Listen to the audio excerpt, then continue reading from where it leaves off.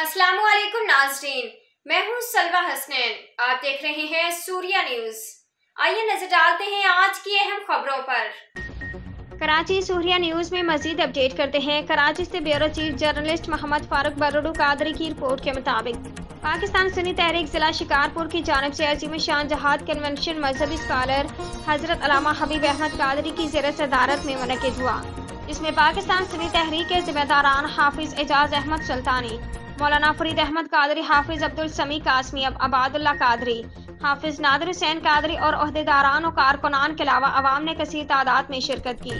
इस मौके पर हजरत अल्लामा हबीब अहमद कादरी ने अपने खिताब में कहा कि फ़लस्तीन में मुसलमानों की नस्ल कशी, इसराइली जुल्म जबर और बर्बरियत के खिलाफ जहाद करने के लिए दुनिया के मुसलमान तैयार हैं, मगर मुस्लिम हुक्मरान मजलूम फ़लस्तीनियों के हक में सिर्फ बयान देने के अलावा उनके साथ ताउन करने और मदद करने के लिए तैयार नहीं हैं।